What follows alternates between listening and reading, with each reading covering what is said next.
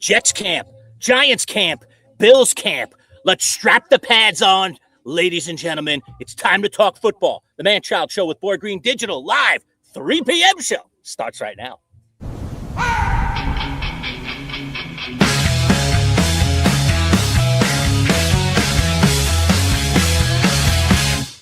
Let's go! Manchild wanna talk to you. Cause when it's born, it's always gonna do. And Boy Green is always on the scene. And what you're always bringing to your life, singing. So get ready, Get ready, cause here they come. All right, welcome aboard, everybody. Manchild on location today. Boy Green back in the cozy confines of his home studio, getting ready to move to another home not too long from now. We'll see maybe a whole different look behind Boy Green. But I'm on the road today for a couple of weeks. We realized when we moved the show to 3 p.m., Manchild on Mondays has golf league on Monday nights. It comes a little later this afternoon, but nonetheless, if I were to do it from home, I might not make it here on time. So I decided to bring the whole show out here. So a beautiful backdrop. Look, I'll lift my laptop up here. You can see the gorgeous fountains. Let's go full screen here. Oh, baby. my. Yeah, let's go, baby. There's the putting green over there. Got the nice fountains. 18th green way in the background there. You see the beautiful trellises and stuff. It's a lovely, lovely place. I'm at the Links at Erie Village in good old East Syracuse, New York, getting ready for a little golf tonight. So I'll report in the results on Wednesday's show if you're interested, folks, if you're interested. Please do. By the way, Lurch, before we get into any football, and pads came on today for all the teams in the NFL, so it was pretty exciting.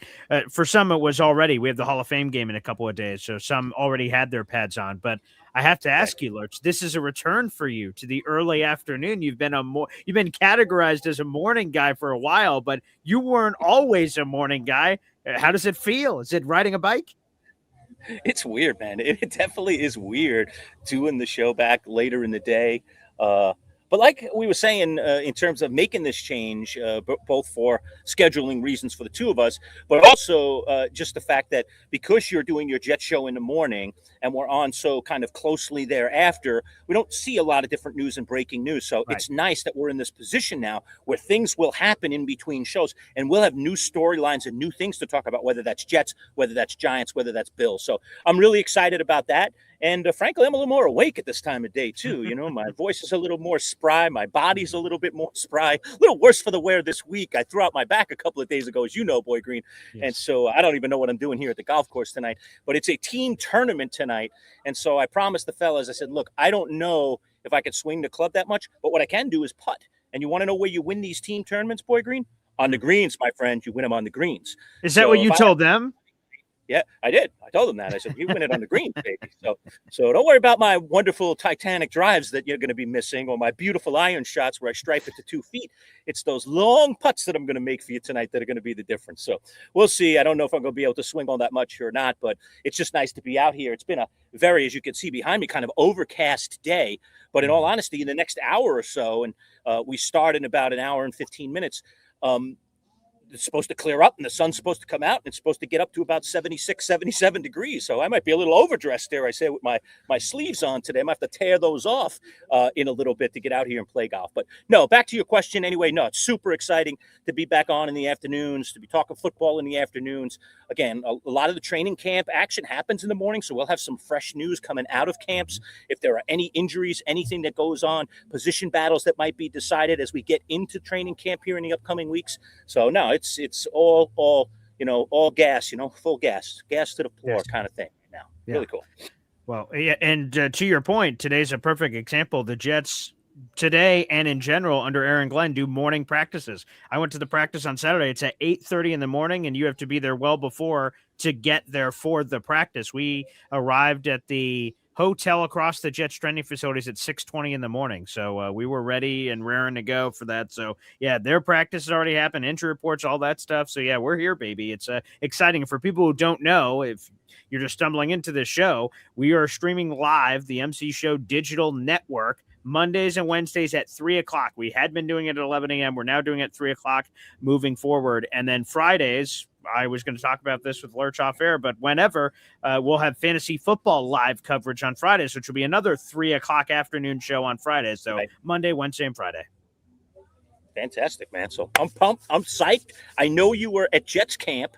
I would like to spend a little bit of time talking about the Giants since I could depart the show a little early. I think I'll get most of it in. Sure, please. Why don't we do Giants first? Because there's so many details that I know you want to get to from Jets camp. I saw you were hanging out with Geno Smith. You got a bunch of autographs. You were fanning it up there, I say. Usually, just to show the difference between me and Boy Green a little bit. Although I think I've evolved and changed a little bit, BG, over the last few years, where I've kind of evolved in a different role because, when I first started this journey in sports journalism, I'll call it, I was working for a TV station, covering teams on the beat, getting information, trying to break stories. And now, obviously, we're in a different element where we are in the opinion-based talk world. Oh, yes. Dare I say we can wear our fandom on our sleeves a little bit more. And so dare I say some of the journalistic integrity, can roll the sleeves up a little bit on the journalistic integrity. But I as you know, to the soul, to my core, I still am a journalist. And of course, I don't like to live in the world of goo goo gaga about my team or anybody's team. I live in a world of how did that guy do? How did that guy look? What did that do? Who deserves to win that job? What's that story over there that nobody's talking about? Maybe we should talk about that. So that's the world that I kind of live in. And you're a little different to me. You like to get in that swirl of emotion a little bit more than I perhaps allow myself to do. But that's what makes the show unique. That's what makes us different, and that's what makes it work in a lot of ways. So I used to work with another journalist in Bud Poliquin, and oftentimes I would be the one saying to Bud, do you have any idea? My famous line with Bud was, "You have no idea what it's like to be a fan." I would say he does not.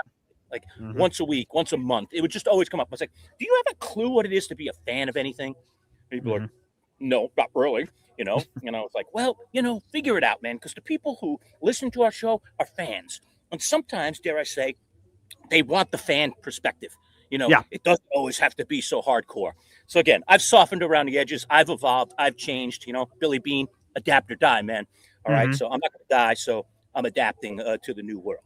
So, help us here, Lurch. It's fitting you're on the road, so take us on the road with the Giants. Let's head on down to West Virginia and see what the hell's going on down there. So give it to us. Right out of the chute.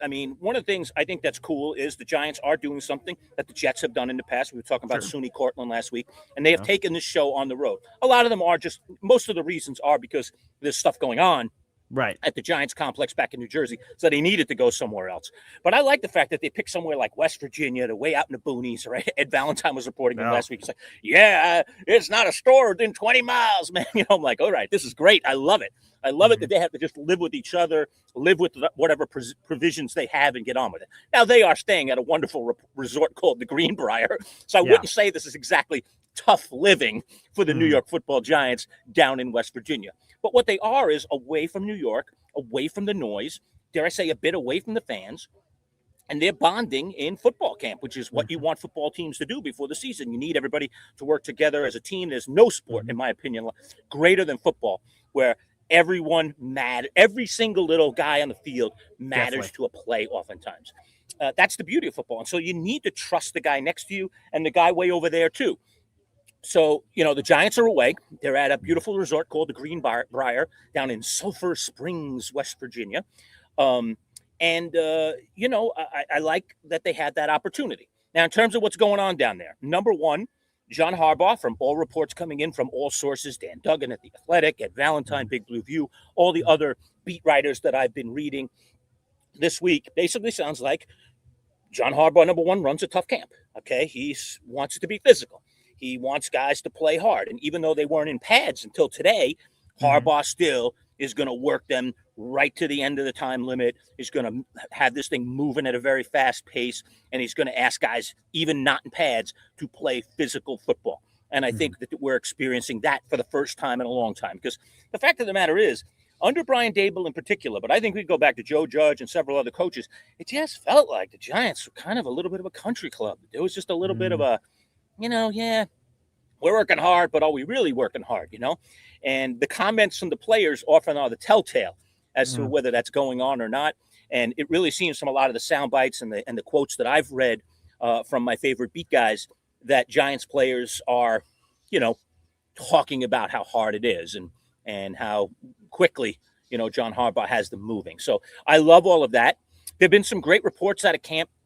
Number one, of course, every Giant fan is extremely interested in the play of Arvell Reese. I mean, I'm ready to go out and get myself an Arvell Reese jersey before this season even starts. I'm glad I didn't do that last year with Abdul Carter. That would have been a waste of my money at this point. Although reports, again, we'll get to Abdul in a minute, are actually pretty good. But Arvell Reese, the early reports on Arvell Reese at Giants camp have been extremely impressive, Boy Green.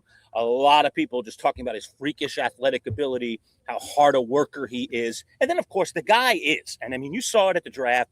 We saw it in an Ohio State uniform. He is a freak, man. He's just like a physical specimen. When you think football player, you think linebacker, you think defensive end. You go, yeah, I want to look like that guy. I mean, you could strike a match off that guy. I mean, he's just a freakish looking guy. I always refer back to what Jadeveon Clowney looked like when he came out of college, right? That to me, he was always like kind of like the poster child of like, whoa, that's what a football player looks like, that bad guy right there. And Reese kind of has that kind of build to him, that kind of makeup. He's like he'd be a statue and you just, carve him out there. That's the guy. It's Arvell Reese. Chiseled. So reports have been fantastic on Arvell Reese, so that's super exciting. I'm really, really, as a Giants fan, and I'm sure a lot of other fans of the Giants are this way too, like, what's his role going to be? What are the Giants going to do with him? Are we going to see him rushing the passer? Is he just going to man the middle of that field and just take out, every running back that tries to come up the middle? Like, I'm just going to be fascinated in how John Harbaugh puts him to work.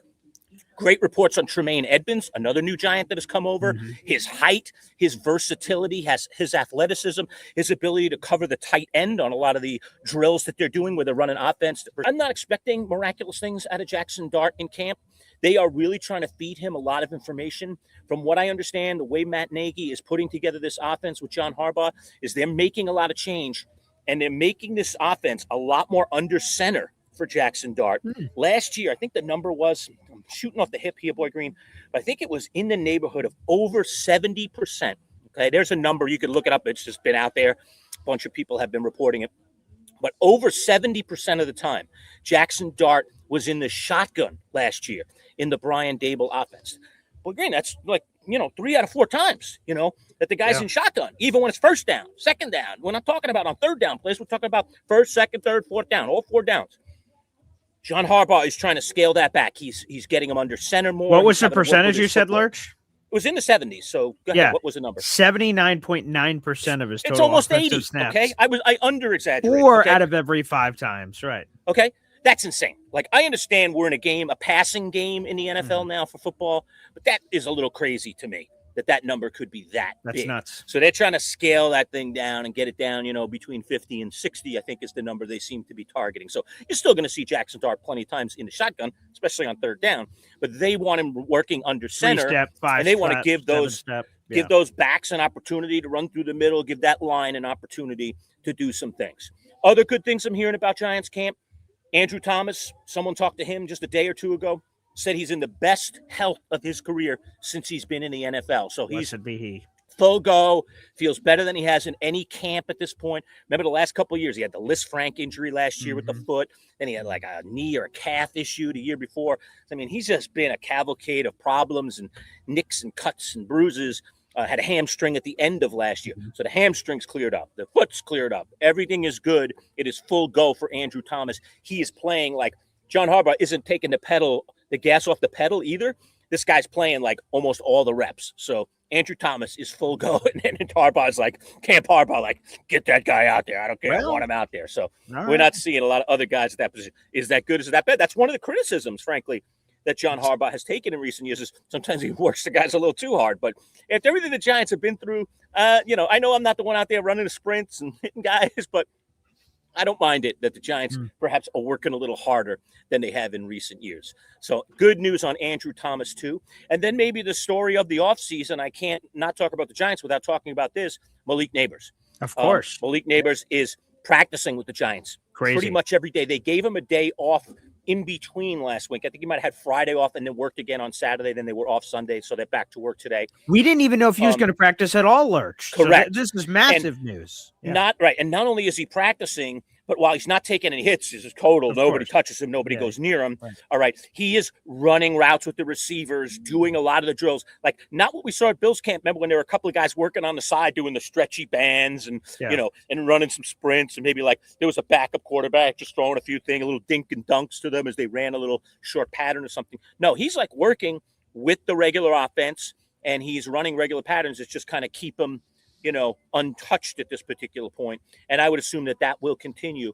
While the Giants will not give up a date at this point or a projected date for his return, I have to believe with 6 weeks to go before the season that Malik Neighbors is going to be ready for week one without a setback. If he has a setback, that's a different story. But if he doesn't have any setbacks, the way he looks right now, I think it's going to be okay, and he's going to play in the opening week of the regular season. Manchild, I got to follow up here because, you're a guy that's not afraid to, share some of your personal feelings and things of that nature on the show. You're a pretty open book, you'd say? Yeah, I'd say so. Okay. All right. I need to ask you a question. When you have previous scars from a moment in your life, do you just sort of try to forget they ever happened, or is it always like you sort of keep it in your mind? I think that's a challenge for any. You asking me as a human being? Or you asking me to play athlete here? Either or. That's you. No, no athlete. You, Jim Manchild Lurch. Well, I think initially, I'm gonna make an analogy to the athlete. Okay.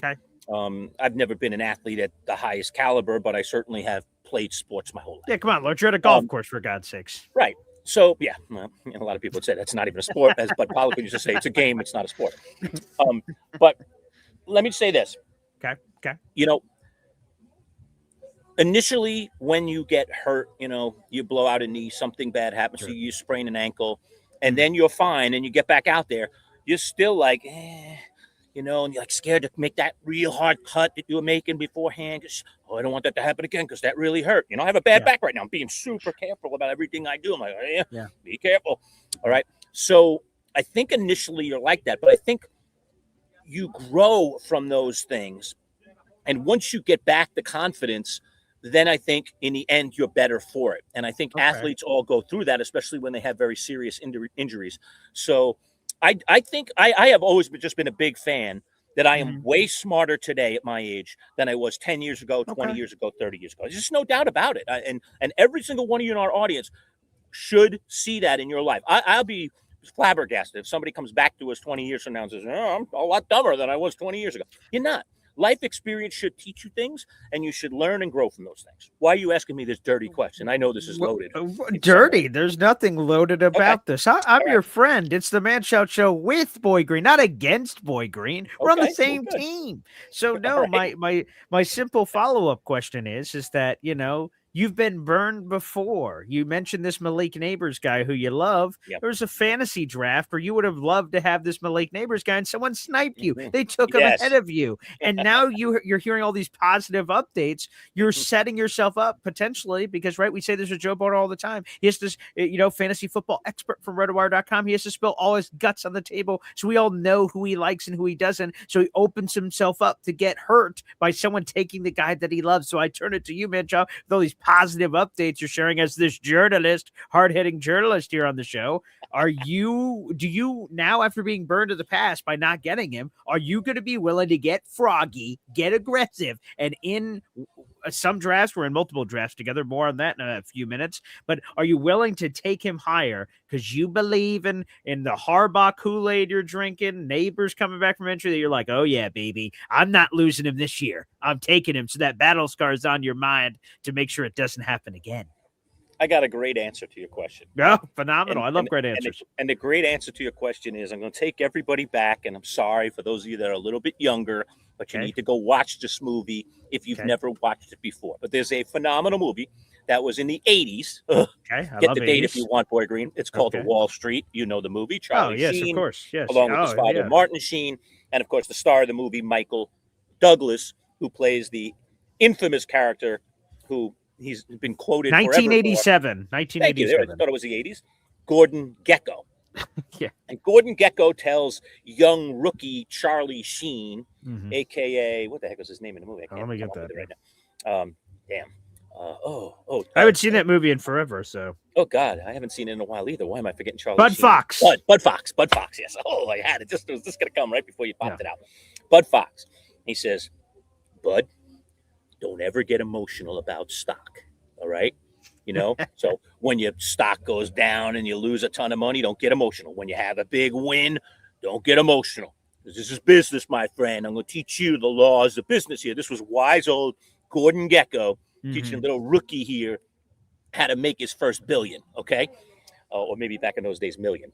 Yeah. And so I think the difference between me and you in fantasy, and we are very different in fantasy. There's no question. Our approaches, I think, are extremely different in fantasy.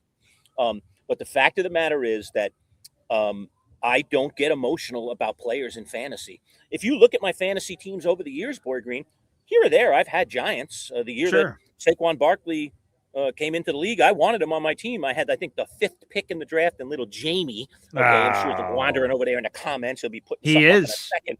All right. Little Jamie, the FedEx guy, our lovely Hall of Fame member, sniped him from me, I think, at number 3 or number 4. I was like, ooh, you dirty dog. Yeah. So, every once in a while I get kind of in love with a player, dare I say. If Arvell Reese were an offensive player, I might want him this year, but he's not, so I don't have to worry about that. So anyway, my case in point is this, all right? Yes. That while I, of course, know a lot about the Giants and probably have a little more intimate knowledge of the players, the fact of the matter is, and I'm obviously psyched about Harbaugh taking this thing over. Yes. I'm not thinking about the draft in terms of Giants players. Let me rephrase the question, okay? To temperature, right? So there's some players, I love fantasy football, but there's some players I love, and I'm just like, someone's going to overdraft him. I'm never going to have a shot. I love the player, and if he's available in whatever made up round in my head, maybe I would take him. But I love the player, but I just know I'm never going to get him because I'm never going to take him as high as everybody else. So I ask you this, with all these neighbors' positive updates, do you have a temperature going, I think I know in my head how high he's going to go, and I don't know if I'm willing to go the same height that others may? I think before the draft happens, I will have a range from Malik Neighbors. And if someone takes him in front of that range, have a good time. Enjoy him. That's just the way I approach it. I'm not, me, I'm not a statsy, unfeely kind of guy. I'm the exact opposite. All right. But it's interesting. My approach to fantasy, while it isn't Joe Bartle-like, breaks down every number and every figure. And analytics. There's a matchup at week 13, and think about it, the playoffs. Playoffs? We're not talking about the playoffs here. How about we don't get relegated first? Then we get to the playoffs. Then we think about winning the league. That's the way I approach it. It's a 3-stage thing. Number 1, I don't want to get eliminated because the bottom 3 teams in our leagues get knocked out. Number 2, now I'm ready to try to make the playoffs. All right, I'm in. And number 3, now let's go win this damn thing. All right. That's the way I think about it in 3 stages. I don't think about week 16 now and who the heck's playing who. I don't know what my team's going to look like in 16 weeks because I trade. I'm very active on the waiver wire, and you can't predict injuries in football. Good bleeping luck. If you think you're some kind of, you got the where's the crystal ball? Ooh, oh yes. In week 3, Trey McBride will go down. Are you kidding me? Nobody knows. So I'm not going to put myself through that nonsense. So you mentioned Jamie the FedEx guy, so let me bring this up. You have a chance to either dunk on him or he's just going to take another shot at you. And his question is this: is the Manchild going to let the Digital League members down? You probably forgot the championship belt. So, for those who don't know, we're going to announce this on the show, I guess, right now. Let's announce it. Exclusively here on the MC Show Digital Network. This show is also cross-streaming on my Twitter account, @BoyGreen25, and on my YouTube channel, @BoyGreen25. But we've created a league, and all the spots are gone, folks. So sorry, it's too late. But we have 12 members of this league. It's going to be a money league, and there's all kinds of other fun stuff that's happening. But to me, it's always like, it's not about the money. To me, it's the titles. Like if I was ever on Survivor and I applied up for that show for $1 million times, sure, $1 million, sweet, that could change my life. But it's the title of sole survivor that I seek, and the money, like, sweet, that's a cool cherry on top of the pie. In our league, there is money for the first place winner, but it's the championship prize, which apparently you have purchased a WWE championship style belt for the overall winner. Jamie doubts whether or not you have said championship on your person. Ye of little faith, Jamie. Ye of little faith, my friend. Because when the champ arrives, the champ needs to arrive, dare I say, in style. Oh, wow. Yeah, baby. The champ is Holy here. crap. Look at the Right size here. of You that know who thing. the sitting champion is? It's this guy right here. Only Oh, I three-time see. champion ever in the Manchild with Boy Green Champs League. Our Thank you for bringing initially that up. started on the radio league. Yeah, look at his Yeah. beautiful belts right now. Wow, that thing is huge. Look at this bad boy. All right. It's got plates along the way, got a little gridiron Okay. here, fantasy football. All right. It's adjustable. You can wear it, by the way. I mean, I can put it on if you want. Put it Sure. around Yeah, my waist. please. Yeah. I'm already wearing a girdle Well, today. so- whoa. Careful with your back lurch. It might be too heavy. no. It might send you. And it is. This thing has got to be about 7 or 8 pounds. This is no Oh, kidding. This wow. is Yeah, it sounds hear like I that? can hear that. Yeah. Yeah, this is rock solid. This isn't plastic, my friends. I don't go out and buy plastic trophies for our Yeah. leagues. So whoever wins our digital league this year, one of 12 teams, including me and you, is Yeah. getting this belt to keep. This Wow. is yours forever. Put it on your bookshelf.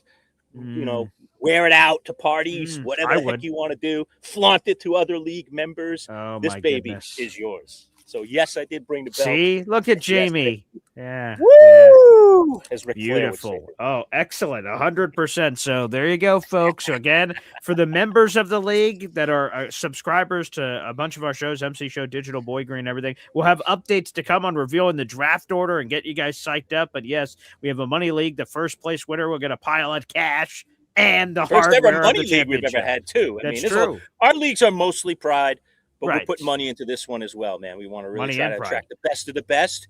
We have Yes. filled out the roster. We have all 12 teams. And like Mhm. Boy Green said, we'll be doing our draft order reveal very, very soon. We'll make an announcement about that ASAP. Yeah, Jamie has one request. He says, "Can you take care of my belt, please?" So there you go. Oh, I'll take good care of it, Jamie. I'll take good care of it. Okay, so there you go. So can't wait for that. So again, exciting news. Again, if you are in our leagues, you're hearing this right now. Again, more updates to come for the draft order reveal. I believe the draft is already set in stone. I don't have my Yahoo app in front of me, so I believe that Oh, yeah, it day and is. time Yes. is all sealed already. But yes, we will have all that news to come. So I can't wait. Fantasy football, It's- baby, all in its glory. Easy to know. It's the Sunday before Labor Day. I don't remember what time of day we made Oh, it, but yeah, it's let the me see. Sunday before Labor Day. So whatever that Let me see. date is. As a matter of fact, I'm on my computer here. Yeah, let's I'll see pop it who up and gets give you it the date. first. All right, I'm on the Yahoo Fantasy Football app. Let's see. All right, Labor Day is MC the 7th. showed It's the it- 4th. Excuse me, Sixth. the Sixth. 6th. The day Yeah, before so Labor it's Sunday, September 6th at 6 o'clock. So if you're in the MC Show Digital League, that is when our live online draft will happen. But Hell, we're also doing bleeping something yeah. very special, Lurch. I don't know if you want to announce that. I don't believe we've announced that anywhere. Is that sure? It's an online live draft, and we have to submit the draft results as we will. But apparently, we're going to be doing some sort of a special presentation with this fantasy draft league. What is it that you're talking about? You've caught me on the defense. Oh, I'm not Oh remembering. yeah, what we're I going to said. be. What did I Yeah, say? no, that's okay. That would be streaming our draft live. All Yes, of the members yes. of the league. We are going to as live stream our draft. That's correct, Yes, right? So we're going to do just like you see this show right now. We're going to pop up live at 6 o'clock Yes. at night. We're going to get all the league members in the room, and then once you're picked, whoop, you become Yes. momentarily the big picture. All right. Yeah. Who you got? All right. Announce the way it through the draft draft, style. okay? Yes. So we're going to do it live draft style in our room, okay, in our showroom live. So anybody can come in and watch. Sure. Anybody can come in and comment while we're doing it. Mhm. Plus, of course, we can razz and comment each other. Oh, And as we'll we be will. able to see and hear each other as well. So Yeah. it'll be awesome. So that'd be cool. We have never done something like that before. We've obviously done the live fantasy draft all together, but yeah, and we will be doing that this year for the Champs League at Sharkies in Liverpool. Huge shout out to Sharkies, our friends over there. Which, by the way, I don't know if we said all this, but again, this show is brought to you by our friends over at Northeast Roofing Professionals. And today's episode specifically is brought to you by our friends over at Bayberry Automotive. Integrity in everything. How does it feel, champ? I was going to say, it kind of feels pretty good with this on my shoulder. I think I'm going to let this sit here for a little while. You should. We're coming off Good job, WWE SummerSlam over the weekend, Lurch. So I don't know if that's where you won this championship, baby. but nonetheless, there you go. Beautiful. I'm trying to keep it nice and clean. Don't want to get too many fingerprints on it. Of you know? course. Yeah, I wanna yeah, definitely. Grime it up, baby. But I'm ready. Oh, I'm Yeah. ready. I'm ready Yeah. to take this thing. I want the first one. When we started our league all those years ago, it was 10-ish years ago, the Champs League. 2017. Yep. I won the very first year. So this is a goal this year to win the digital league in year one. And you know who won it in year two? This guy. You did. You did. We won it. I said to you after the first 2 years, I go, that is really remarkable. I mean, there is a lot of luck, and I will admit it myself in fantasy football.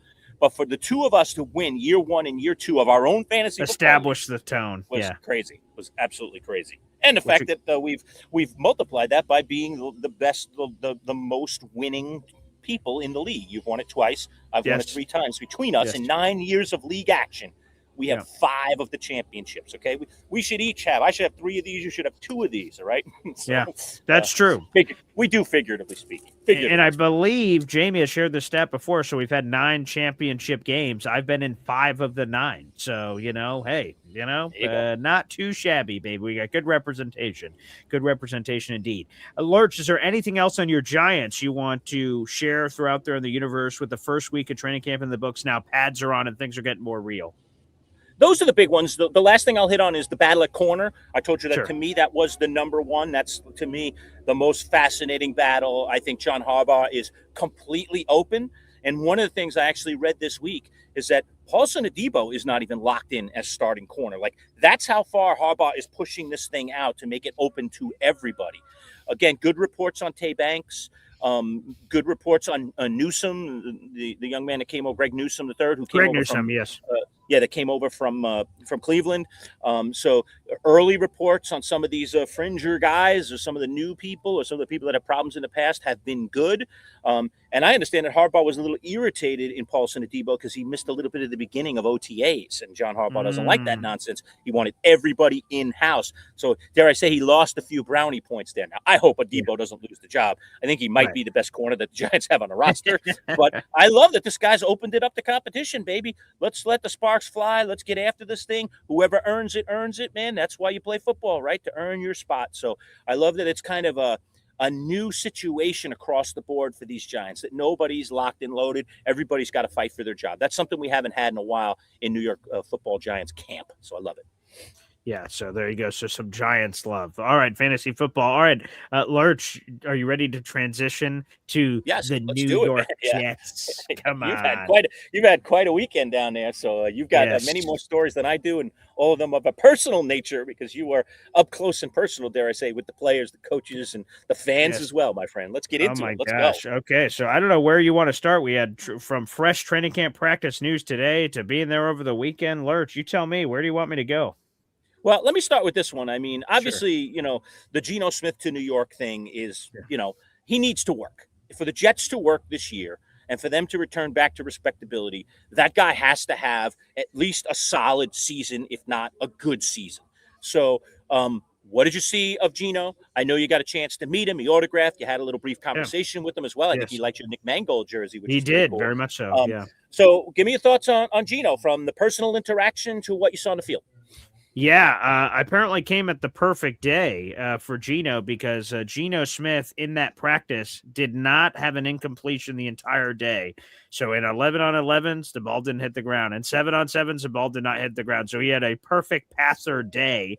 Now, this was mostly red zone work. He was throwing towards us. I was sitting in the front row, so I saw all of it. So he threw towards me. So it's red zone. That normally benefits quarterbacks and red zone drills because you have less field to work with. So you're just operating from the 20s, so you just sort of have a better sense. Most quarterbacks do anyway. So, yeah, he had a perfect day. And that was refreshing to see, because that just shows you the ceiling of what a competent, and again, no one's running Geno Smith to the Hall of Fame. I don't think he's jumping on all pro ballots before the season starts, but I think seeing that just shows you he just gets the ball from point A to point B. Up there, I'm running the offense. Here's a guy open. Here's a guy open. Here's a guy open. And going through progressions. Geno hiking the ball. Progression 1, progression 2, progression 3. Okay, rip. Let it go.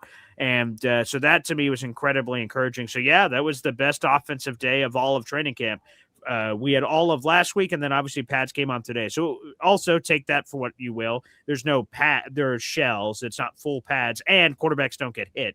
But the reporters normally track sacks. Even the Jets don't put out an official number, but that would have been incorporated. There was no sacks to speak of on that day. Armand Membu shut down David Bailey, who had been wreaking havoc a previous day. So, yeah, right off the top, That's the one major takeaway is sure. I have personal Geno stories of talking to him after practice, but on practice, he was in the zone. And I think the other thing to me that was good is he had infectious like leadership energy. Like he was rallying all his troops. He was smacking them on the tush. Every touchdown, he was engaging with them and like, just saying like, great route. You could like hear some of it, like his barking that was happening. So that's completely different than Justin Fields. Justin Fields is an introvert. He does not speak loud a lot. And again, if you're really good at quarterback, maybe you can overcome that at the quarterback position, but you love to have a quarterback that is vocal and he's willing to call things out and make audibles at the line of scrimmage. He was doing that a couple of times during the practice. So yeah, I was at the perfect Geno practice because he was perfect, didn't have an incompletion the whole day.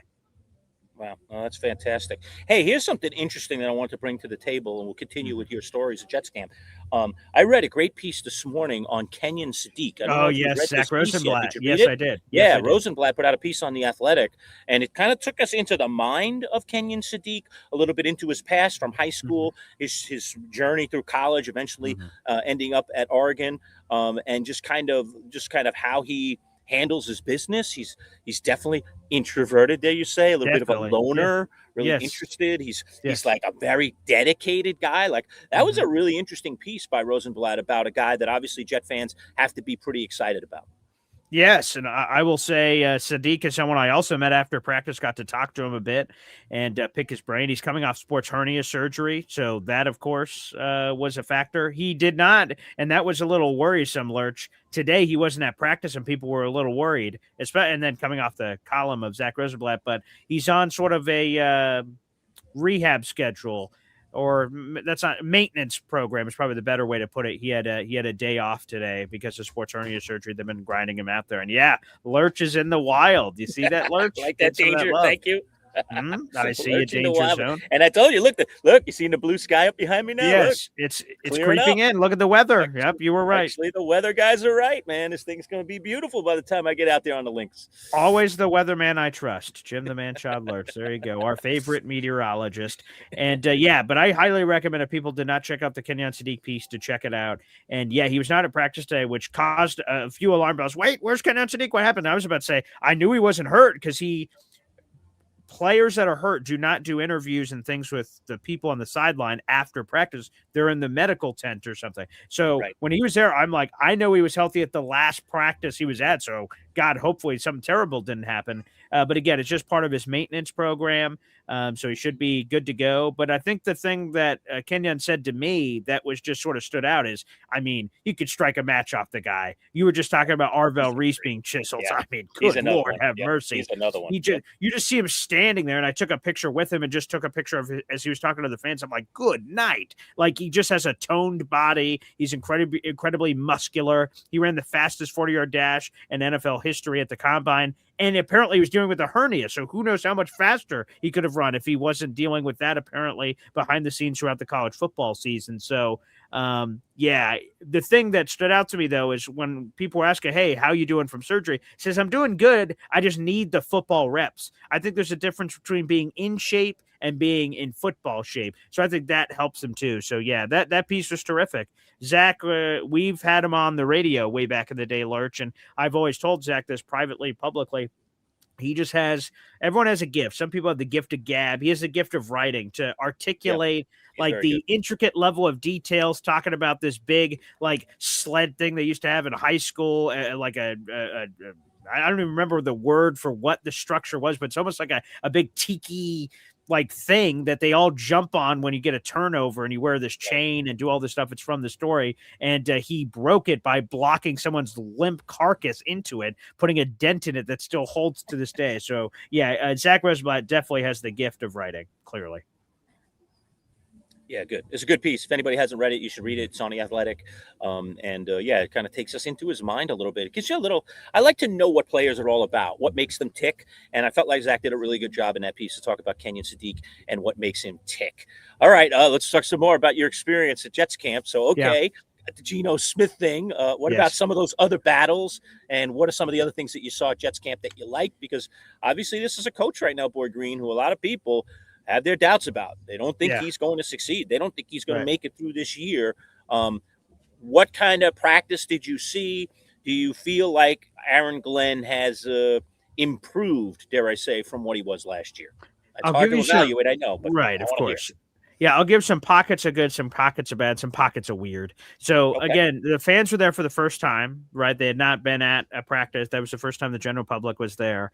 And there were moments where Aaron Glenn is within 15 feet of us, like he's right there and no one else is there because drills they have, and I'm sure every NFL team has this 3 or 4 football fields. So special teams over here, offense over here, defense is over here. So everyone's sort of switching around. There's a big air horn as they're switching their drills and doing it. So Aaron Glenn is just he's in front of us and no one else is there. So Aaron Glenn's by himself. And someone I'll name the person too, but 3 spots down from me yells to Aaron Glenn about his superpower quote from the combine. And Aaron Glenn just turns back and smiles at them for making fun of him for the superpower comment. But I would say at the press conferences is that there is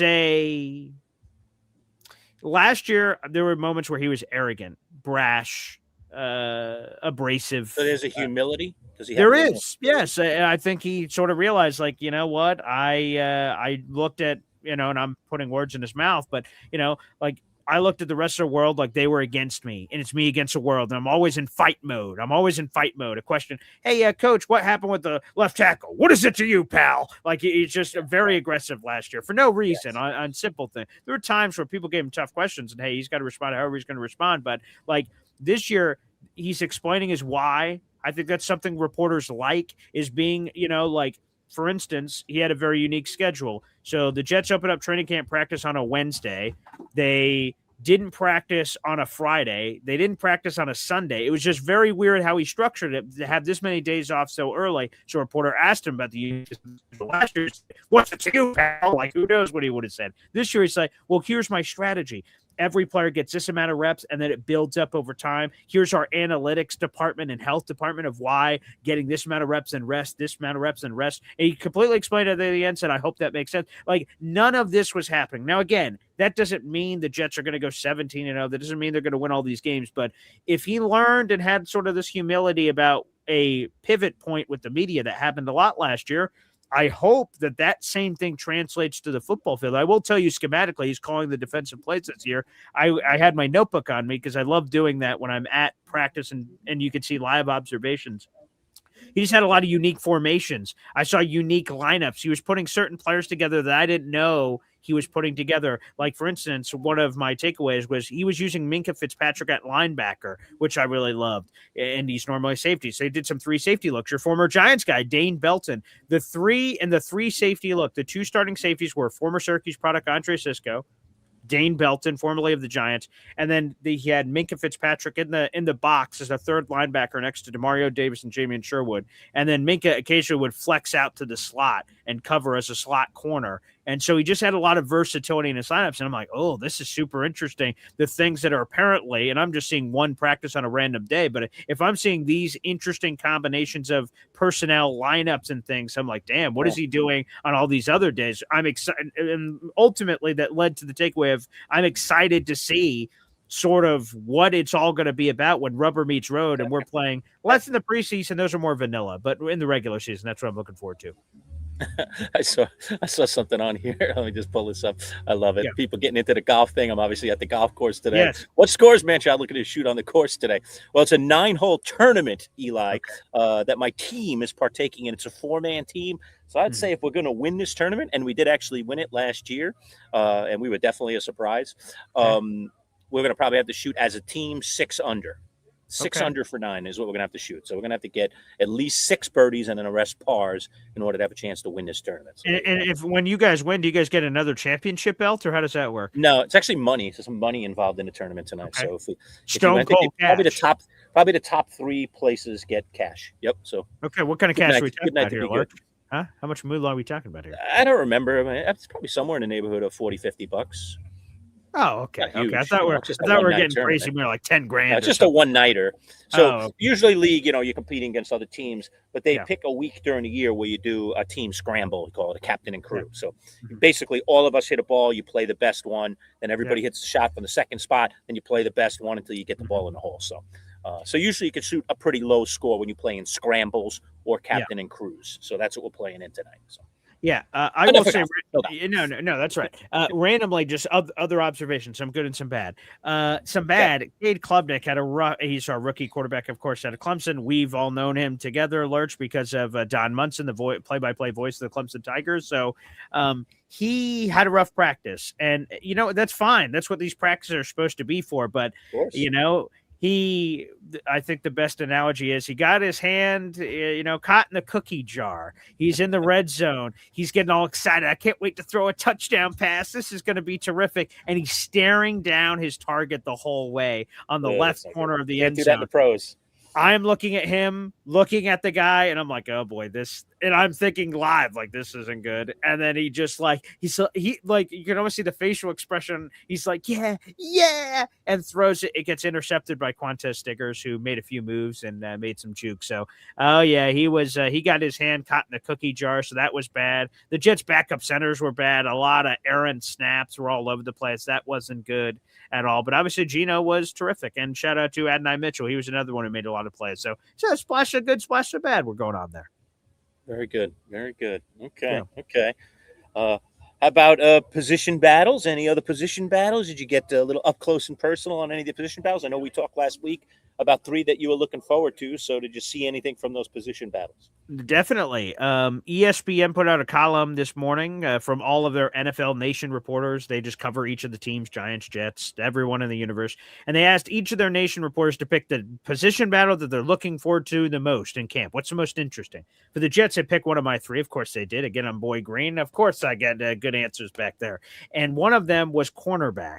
And again, when you're at training camp, you get to see who are they rolling when it's starters on starters, who are they rolling out? And I could write in my notes, interesting. Wow, he must be ahead at this point. Interesting. And the 3 starting corners for the New York Jets were Brandon Stevens, of course. He's in the middle of a $36 million contract. Of course, he's going to be a starter. But Azareye'h Thomas, the second-year corner out of Florida State, was the starter on the other side. A little bit surprising. A lot of people are Nashawn Wright fans. He was a Pro Bowler for the Chicago Bears last year. And then Minka was playing a little bit of the slot.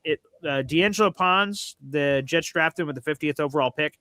He's still battling a calf, so he did not practice on Saturday, nor did he practice today. And Jarvis Brownlee Jr. must have been hurt because he was watching a lot of practice. He's their other slot corner. So maybe they're just sort of makeshifting on the inside for this practice in particular versus what they're doing full bore. But I would say the biggest takeaway is the boundary corner position anyway. So seeing Azareye'h Thomas, who, and I see Ricky New York Live is in the comment section, he's a huge Florida State fan, so I know he loves that update. But yeah, Azareye'h Thomas was one of the starting boundary corners for the Jets at camp. Wow, cool. Okay. And what about the environment? Give us a little bit of the flavor of what Jets camp is like this year. This was obviously a fan participation session, and they've only have a handful of them. What was kind of the pageantry, and what did it all look like? Yes, to your point, the one that I attended on Saturday was the only one that's open to the general public for all of camp. So it's one, which caused a lot of strife among fans, naturally, because they're like, what's going on here? But the Jets are working on some construction, rebuilding a strength or rebuilding / building a brand new strength and conditioning center. So they have a temporary version of that you hear a tent and you think you're tent camping in the, Montana or something. It's a beautiful, state of the art tent, but that's where, and it's closed off and all that other stuff. That's all their weight equipment for now as they're rebuilding their facility. So there was only one training camp public practice open to the public.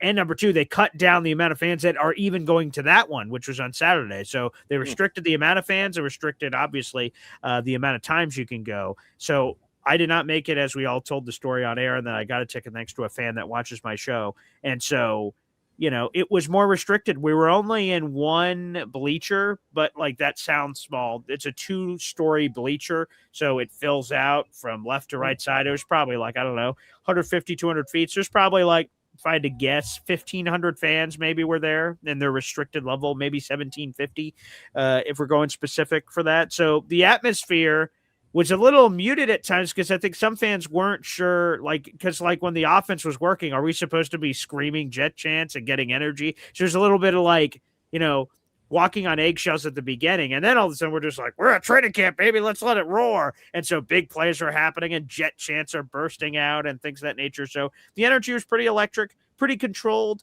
And I don't know if it was the PR staff that informed the players to do this or the players just did it themselves.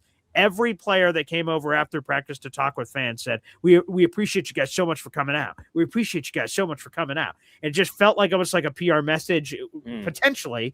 Hey, guys, say this, say this, say this. Or they just felt that way of genuineness of the first day of fans being there because they had been practicing cold turkey. There weren't any fans there. So outside of media were the only people they were performing in front of. So whether it was the PR staff, what was them, I think that hit fans. It was cool for them.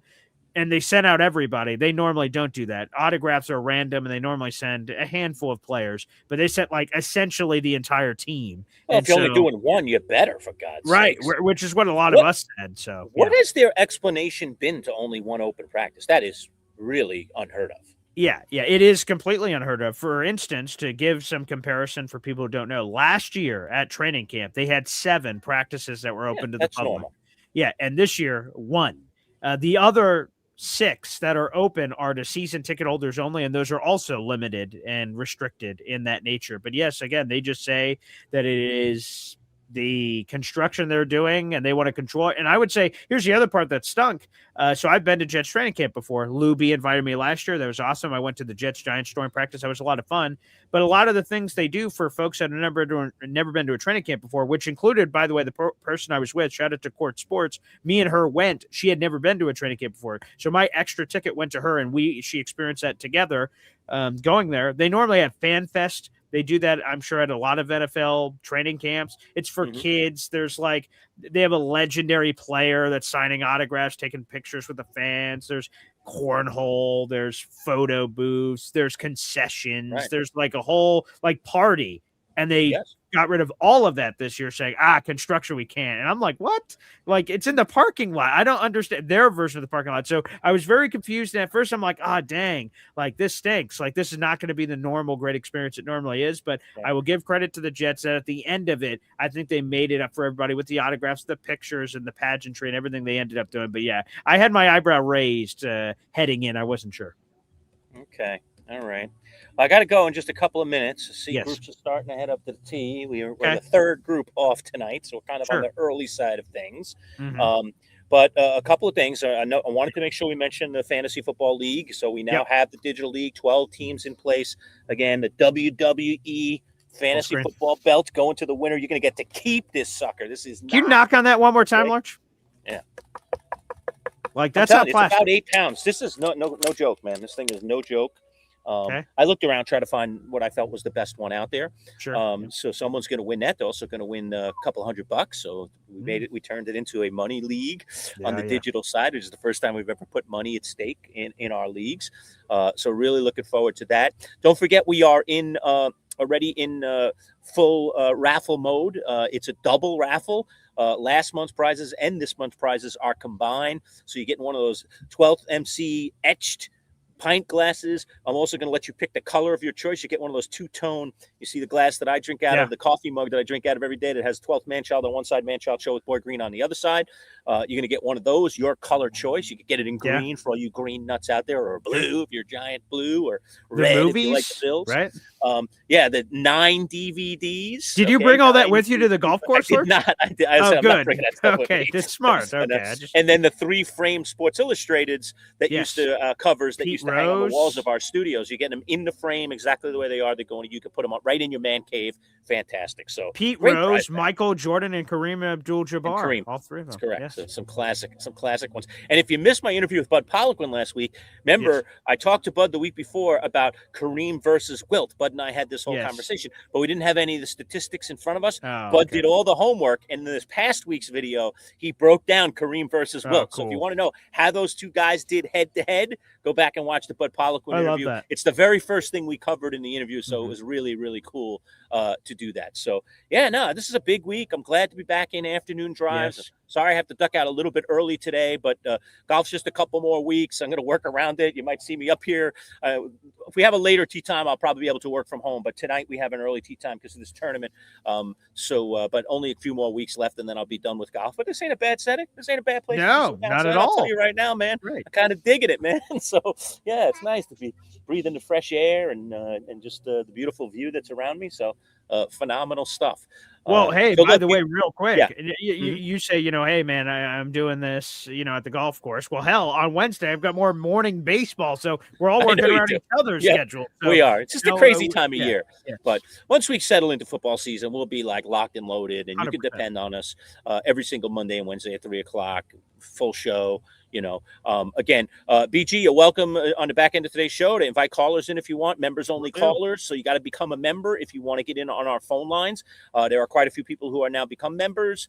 You can gift memberships as well. And again, to win raffle prizes, Super Chat's $3, anything $3. Super Chat or Super Sticker will get you a raffle ticket. If you're not a member and you become a member of the 12th Man Shell, to get you 2 automatic raffle tickets. We have 2 other levels of membership if you want to offer a little more to the channel financially and help support the channel in a bigger way. If you can afford to do that, you can get 10 or 20 raffle tickets if you go all the way up to the Hall of Fame level. And we have a couple of Hall of Fame members. Look at this. Just as I Whoa. say that, of course, he Hey. jumps right to it. Thank you, Let number me one work on that. Austrian Jets fan.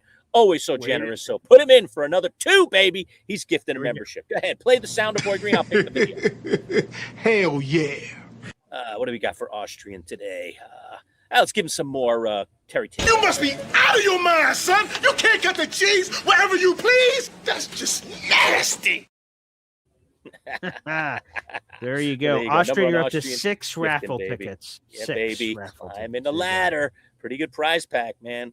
I'd be sending all that stuff off to Austria, man. This is going to be some massive undertaking, putting all this stuff in a box and getting it off as the master packer of our show. But keep the raffle tickets coming, Super Chats, Super Stickers. You also get recognized by the channel for doing that, and you help support the channel in a much, much bigger way. Appreciate all of you, though. Appreciate all of you for being in the comments. BG, you want to take calls? You can do that. Yes. Go ahead. And real quick, let me just shout out Chef Who's it go to? Curtis West. We have a chef in our audience. Ooh, another chef in the house, baby. Yeah, Woo. he has been gifted a 12th Manchild membership. So shout out to number one Austrian Curtis, Jets fan welcome for making aboard, that baby. happen. Welcome aboard. Thank You're you. going to be one of those few people out there in the world getting my man-child's musings. I'm getting ready to put that together, Boy Green, for I can't members wait. only. That I- thing's I not think- going out to the general public, baby. See? It's That's right. insights, wise things, little stories that Mm. I'll never share on the air, only with you members, my friends. I So love that. there's some Well, cool things coming up this football season for all of the members only people. So if you come to the channel and become kind of a special member to the channel, then indeed you're going to get some special perks. We want to make sure that we take care of our members. That's for sure. 100%. Membership is amazing. That helps put some bacon on the table for us. But I also appreciate Beal in our audience. Beal66, hit the like button. That is free to do, folks. Gets the show Absolutely. organically in front of other fans out there in the audience that want to consume this content. So Beal, appreciate that. We'll learn. And get us to 1,000 subscribers. We're like Well, that 40 too. away from something, We're man. 40 We've been away, climbing yeah. the ladder. Put the link up there. Here, you want me to put it up? Okay, Boy yeah. Green? I'll jump Oh, over. I'll sure, put it up please. on Yeah, it, okay. baby. I'm on top of it. YouTube.com/@MC Show Digital. That's where you need to be when you hit subscribe. It's absolutely free. Get us to 1,000. Tell your friends and family. We're also doing an incentive. If you get 5 of your friends to, including yourself, just 5 people, including yourself, if you're not already subscribed, all right, we're going to give you 10 raffle tickets, all right? You got to show us that you got 5 people subscribed to our channel. So, get some family members, man. It's free, baby. It's free. You can't beat it. We're just trying to get to 1,000 a little bit quicker. So if you can help us out, we'd greatly appreciate it. All right, signing off from the Lurch. golf course. Yeah, let me give you one piece of advice, Lurch. Go ahead. Yes. Because I know if you ever want golf advice, obviously it'd be coming from me. And I have two pieces of golf advice. Hit them long, hit them straight. Hit them straight, There you baby. go. There And you go. tonight, just putt well, man, because That's all true. I'm going to be Right, doing probably. right. It's putting well. My Okay. bad back. I'll probably just be making 30-footers tonight, but that's okay. All right. Make a couple 30-footers. It'll be memorable. It'll be There you memorable. go. That's right. Well, Manchild, enjoy the rest of your night, my friend, and Thank you, ice up the guys. back, pal. All right. Thanks, Boy Green. All right. Talk to you soon. There he is, Manchild joining us. Let's do this. Let's give a special shout out to all of our sponsors that make all of this possible here. And then I'll open up the phone lines, take more of your calls, more Jets news. There's an injury report that I want to get to from today as well. We'll welcome in your calls. Our second show today was live, of course, at 7 a.m. for Boy Green Daily. And I am here live again, of course, at in the 3 o'clock hour. So we got more coming up. But first, let's hear a quick message from our sponsors, Northeast Roofing Professionals, which this entire brand is brought to you by, but specifically as well, Bayberry Automotive. We'll be right back after this. Finding the right local roofing company can be tricky. You don't want to hire the wrong roofers, or you could end up spending a fortune on repairs. The pros at Northeast Roofing Professionals can ensure your home is protected by a strong and sturdy roof. Locally owned and operated, over 30 years experience, free estimates, and competitively priced. Don't settle for an inexperienced roofing contractor. Turn to Northeast Roofing Professionals. Discounts for military and first responders. Reach out and let them put a sturdy roof over your head. NERPCNY.com. NERPCNY.com.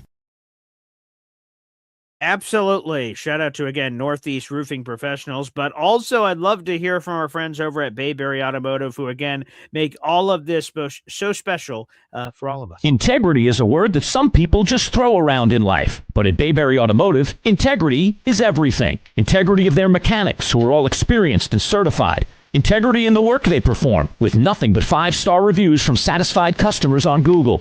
Integrity that goes along with family, a family-run business that treats you like one of their own. Integrity in everything. Bayberry Automotive. BayberryAutomotive.com. Located on Route 57 across from Bayberry Plaza, the premier choice for auto repair in Liverpool. I can tell you guys this, there's only one group of people that I trust with all of my auto needs. It is, of course, Bayberry Automotive. Integrity in everything. We have our members-only call-in link live on both the MC Show digital channel and the Boy Green channel. So if you're a member of either channel or like to give us a ring, feel free to do so. That is the pinned comment here on both YouTube channels. You're watching on Twitter, hop on over, like the video, and hit subscribe, baby. Now, let's get into the injury report. We mentioned Kenyon Sadiq earlier today for the New York Jets, who was surprisingly not at camp. Some people start freaking out on social media. What does it mean?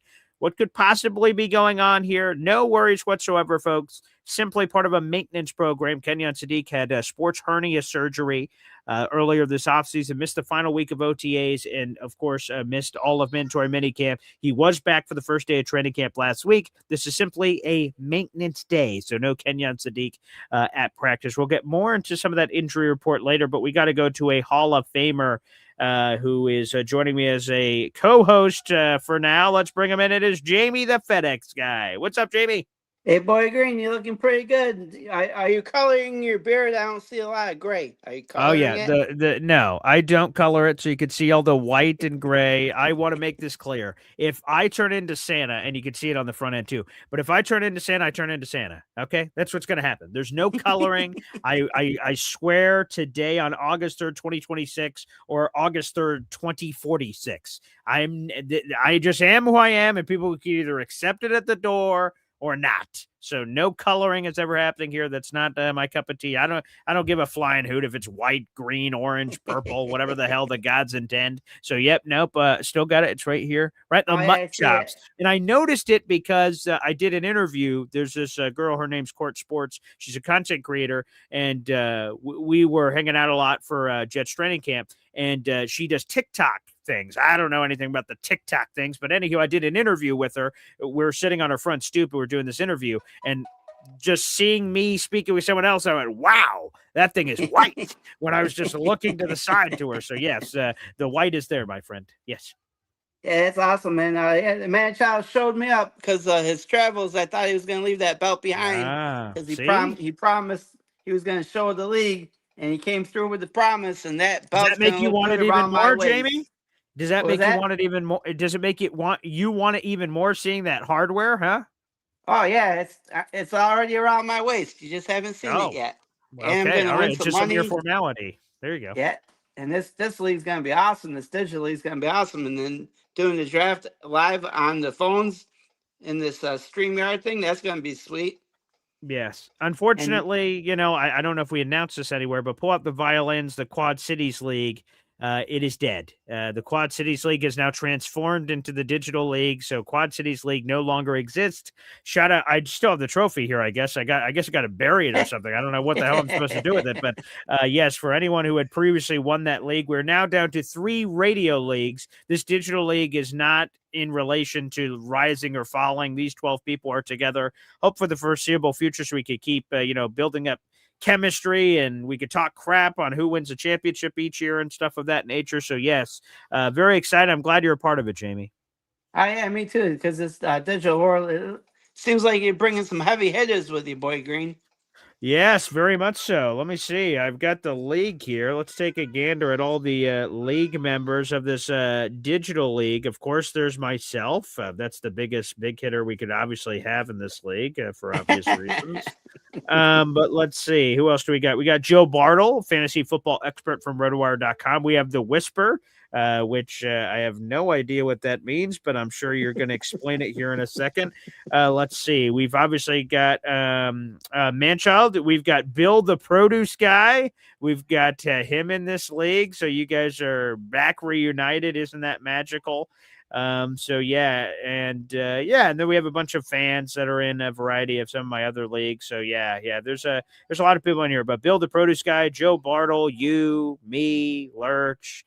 Oh yeah, Badshaw, Brill. Yeah, there's a nice group in here. I'm excited. A lot of competitive people. Yeah, that's cool, man. And Boy Green, so, you know me, I'm just a man that has a creative mind.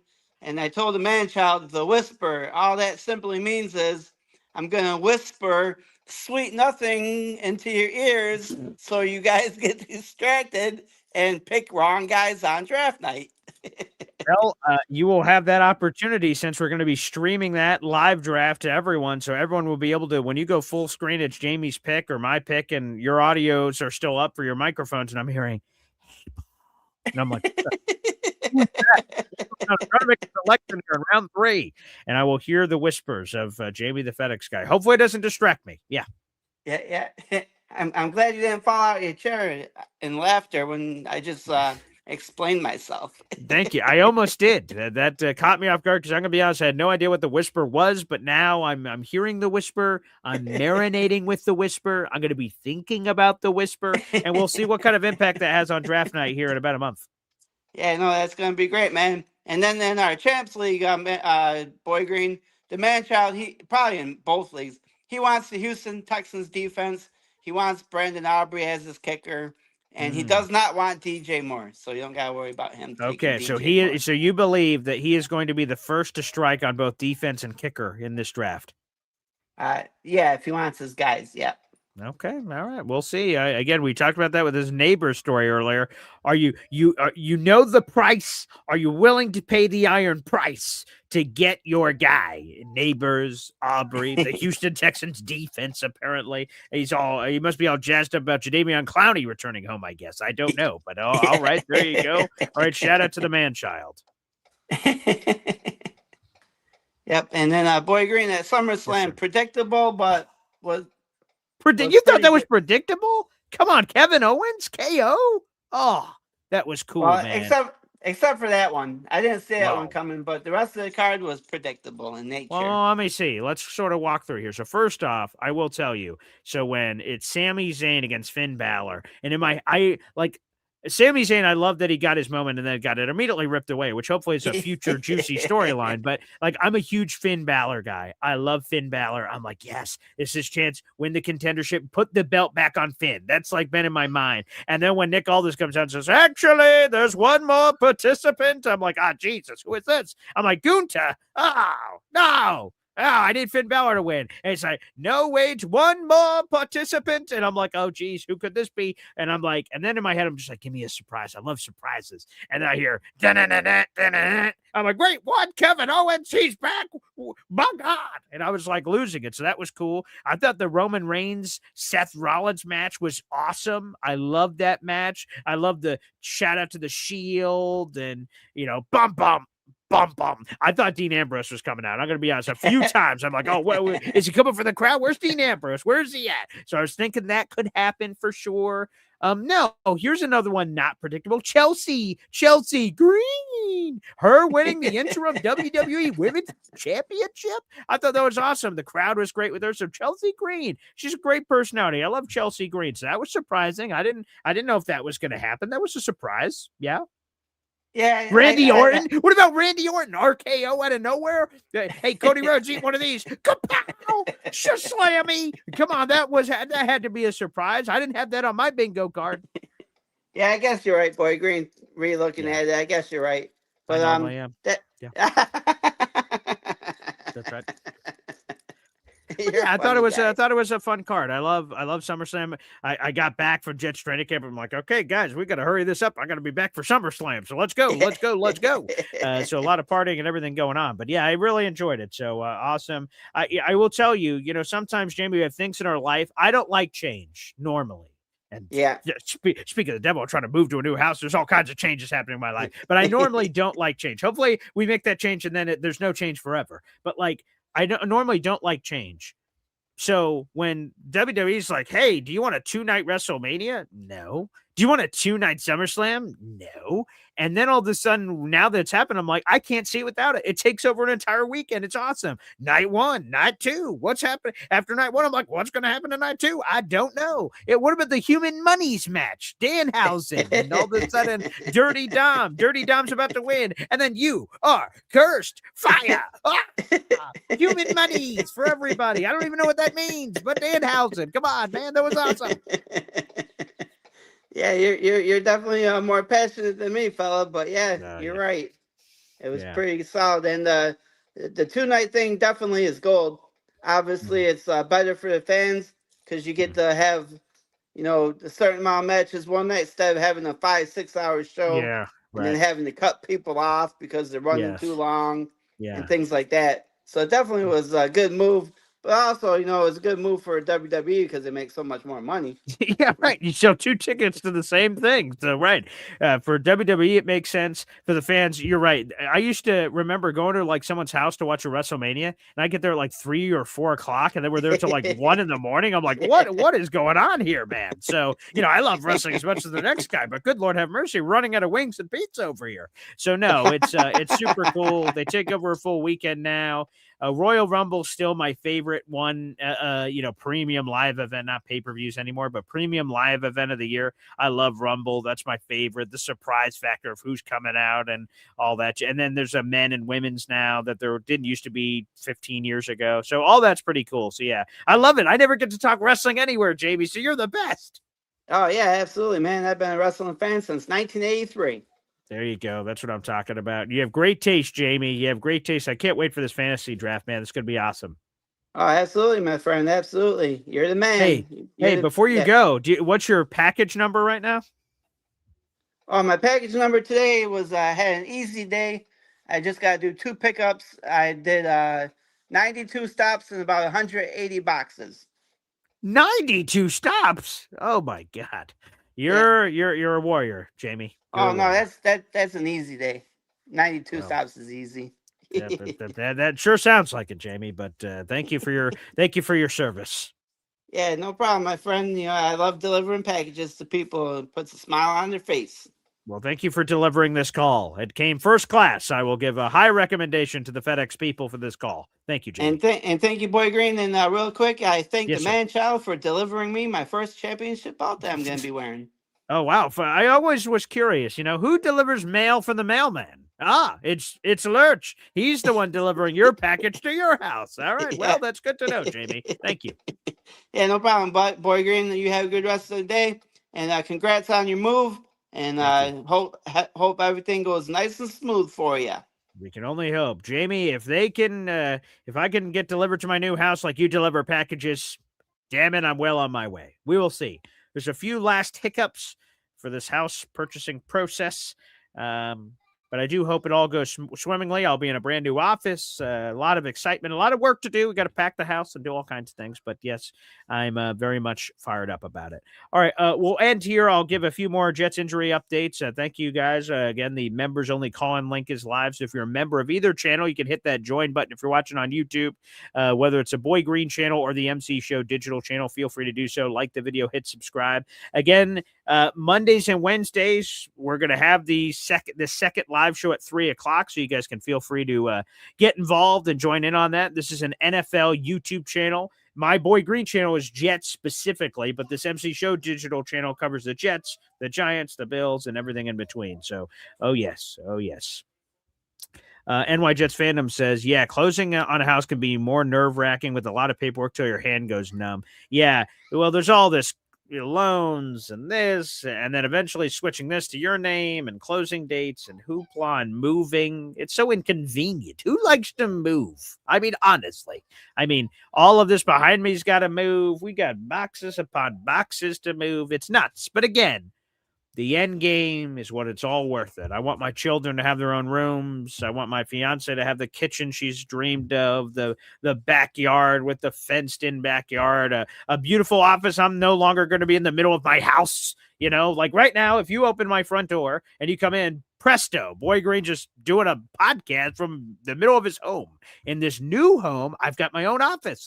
Phenomenal. I'll be doing it all up there. That's where we'll be watching the games. That's where we're doing the podcast. The Wi-Fi should be spectacular. All of it should be way better, which I'm very fired up for. But oh my goodness, there's all this hoopla going on. So yeah, it's a real process. It's been a lot. And we're heading into the home stretch here. Like if everything goes according to plan, the closing date / move is all happening within the month. So yippity doo dah. There you go. Shout out to our boy Ace here. What's up? What's up? 44 up in your parts, BG, working Poughkeepsie Middle School, staying in Hyde Park. Nice. Yeah, I don't know how far Poughkeepsie is from me, but I knew when I was working at the grocery store a decade ago. I worked at Price Chopper for 4 years. The woman in the office with me, her daughter went to school at Poughkeepsie. Why I remember that bizarrely unique specific fun fact, I'm unaware, but yes, a woman I used to work with in an office at a grocery store used to have a daughter that lived in Poughkeepsie. Whether she still does or not, I'm not sure. NY Jets fandom, yes. Am I moving to the same town? It's literally like 10 blocks, to be honest. I'm on the west side of town, and I'm moving to the east side of town. But I'm moving from an apartment to a house, so obviously that's terrific. We're right by a public library, which is great. So my kids will have opportunities and books and events and things of that nature. So again, it's all good. It's all good. And as Austrian says, it's going to be all great. There's a lot of stress to sort of get us there. And in between, I'm going to 3 of the first 5 Jets games of the season, for goodness sake. So I'm going to be constantly on the move. So my fiance is going to be by herself in this new house. So all kinds of stuff is going on. But we're going to all figure it out. And I appreciate the community for wrapping your big arms around us. So yes, that's great. And yes, that's true, NY Jets fandom. So it's great, Paul. No area adjustment, right? The school, we already did all that paperwork. We know where the school is going to be. I know where I'm driving to work and all these different things. So yeah, it's mostly great. So it's going to be great. I can't wait till it all happens, but it's obviously a lot of hoopla between now and then, clearly. Whoa, what the? Tatiana Davis chiming in. Tatiana Davis 9688. That means when the Boy Green. I love the Boy Green. We're gonna have to start working that in now. When she just goes, Paul, and I don't answer, and then the Boy Green. Yes, you've got my attention now. So okay, we'll work that into the repertoire moving forward. But she says when Boy Green is away, Mama will decorate. Oh boy. I don't know what that's going to mean, as long as she stays out of the office, I guess, because I don't know what the hell she's going to be doing over there. That is still up for debate. But nonetheless, appreciate Tatiana chiming in. All right, let's finish off here. One last Jets nugget, then we'll save the rest of the Jets notes for the show tomorrow. So the only injury update from the opening statement from AG was about Kenyon Sadiq saying, hey, don't worry, everybody. This guy is just part of a maintenance program. He did not practice today because he wasn't supposed to. Okay, great. Boom. But what about the 3 other guys that we know are injured? D'Angelo Pons is battling a calf. Joseph Asai was placed on the active PUP list because apparently of a failed physical. And then Tavondre Sweat is on the NFI list, the non-football injury or illness list, because of the hamstring issue. What gives, pal? AG, when are we going to see these guys? Apparently not this week. Rich Smitty said, are we going to see those guys this week? That was a no-go. So no Tavondre Sweat, no Joseph Asai, and no D'Angelo Pons. Now, I get it on Pons. It's a calf. You want to be super careful with that. Okay, Tavondre Sweat, he's a big boy, so you don't want the hamstrings going there. Osai, what? I'm going to have to send in a super chat on the Jets Collective podcast. I'm a guy of that. Rich Smitty shared that Joseph Asai had a failed physical, but now he's going to be out like 2 weeks? Like, what the hell happened here sorry, he missed all last week, and he apparently sent him this week. Rich, what's the scoop, man? Rich Samini. What the hell is going on? I should have asked him when we were all together over the weekend, but I didn't get a shot. I forgot to mention it. So, yeah, what the hell's going on with Joseph Asai? That's what I want to know. But anywho, those guys are not expected to return this week, but AG says, no big deal. We're just being cautious. Hopefully that's the truth, Jet fans. Hopefully that's the truth. Well, I want to thank you guys for joining us. This is the debut of MC Show Digital in the afternoon window. I will not be here for the afternoon version on Wednesday. We have, I believe it's the last Syracuse Mets morning baseball game of the year, so I'll be at the station, of course, doing that one. So I will not be here on Wednesday, but Manchild will be here. NFL Insider Matt Lombardo will be here. We'll also be streaming live on my channel as well. But thank you guys so much. I'll be back on for Boy Green Daily tomorrow morning at 7 a.m., baby. We will have a few more notes and quotes to recap from Jets training camp practice that was today, and so much more. Guys, like the video. That is free to do. Also, check out all the wonderful content on the Boy Green channel. Our Connie Carberg interview is up. Our Amari Brown interview is up. Chris Gorman giving me a smooch, Charles Gorman, rather, give me a smooch at a restaurant. What the hell happened? I have no idea. But people, make sure you show all your support. And of course, right here on the MC Show Digital channel. We'll keep you posted with all the interviews we'll have cooked up for you this week. Thanks, everybody, for tuning in, and we'll see you next time. Take care.